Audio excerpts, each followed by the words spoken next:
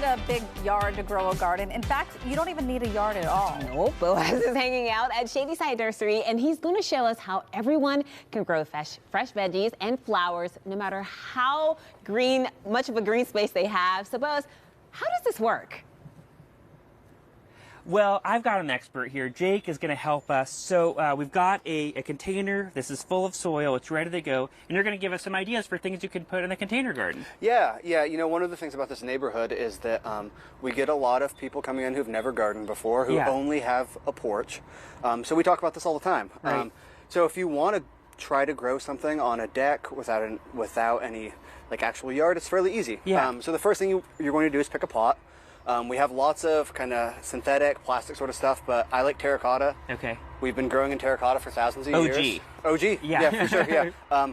The most basic thing you could do in a terracotta pot is grow a tomato. Okay. Yeah. And so the first thing you want to do is get a good potting soil, something that drains, have a nice loamy feel. It feels good to squeeze it. It does feel good to squeeze it. Yeah. This is a fringe benefit of the job. Yeah. But after that, you want to pick a tomato variety that will grow well in a pot. Okay. And so if you came in here or came into another nursery, you would just ask, and hopefully they would help you out. Yeah. So we have one right here, which is Tidy Treat.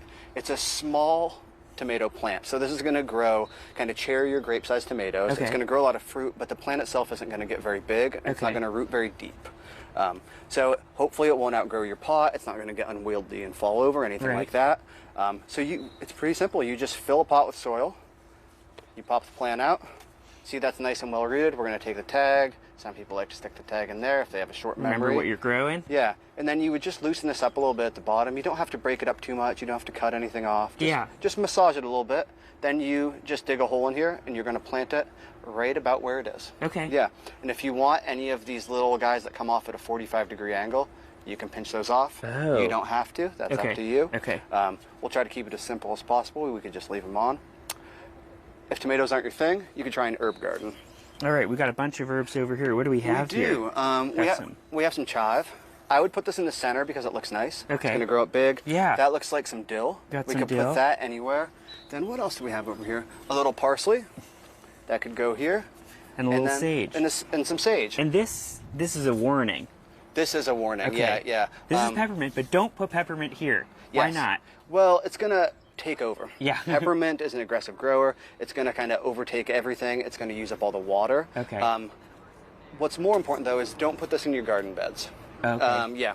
Yeah, it continues to come back. Right. It's very aggressive. So if you do want peppermint, get a container and have it just be the mint container. You could put some lemon balm, some spearmint, whatever you want. Okay. But this is just going to use a lot of water, so you might want to leave that out of here. And then you've got, lastly, sort of some flowers if you want to do a container garden with flowers. Yeah, absolutely. So you wouldn't need a container this big. You could use another small terracotta. You know, if you're broke, you could use a 5-gallon bucket. Yeah. Whatever. Yeah, just drill some holes in the bottom. Okay. So the rule with making a container bed of flowers is pretty simple.